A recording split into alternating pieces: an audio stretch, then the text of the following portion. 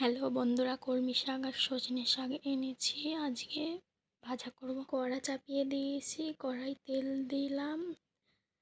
তেলটা একটু গরম হলো, এবার গরম হয়ে গেছে। এবার শুকনো লঙ্কা দিলাম ফাটিয়ে, রসুন দিলাম গোটা গোটা রসুন দেওয়া হয়ে গেছে। এবার খুন্তি দিয়ে একটু নাড়ে চাড়ে নেব।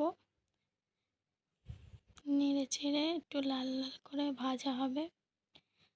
লাল লাল ভাজা হচ্ছে, লাল লাল ভাজা হয়ে গেছে। এবার কাঁচা পেঁয়াজ দিলাম। কাঁচা পেঁয়াজ দিয়ে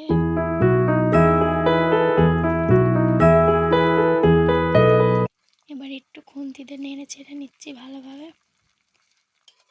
পেঁয়াজটা ভাজা ভাজা করতে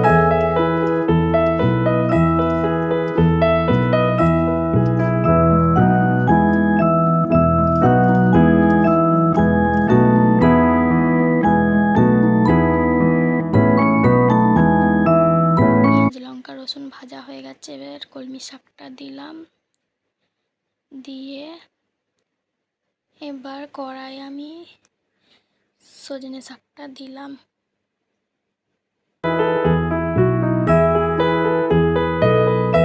এবার আমি দুটো শাক ভালোভাবে মিক্স করে নেড়ে চেড়ে নেবো। বাদবাকি যা শাক আছে সব দিয়ে দেবো, দিয়ে ভালোভাবে নেড়ে চেড়ে নেবো।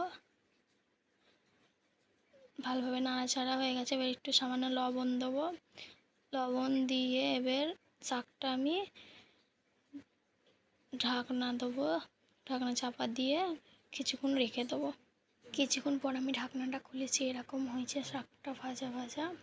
তো আর একটু নেড়ে চেড়ে নেবো, নিয়ে আমাদের শাক ভাজা এখন পুরো রেডি, কমপ্লিট। আমি প্লেটে নামিয়ে নিয়েছি, পুরো রেডি।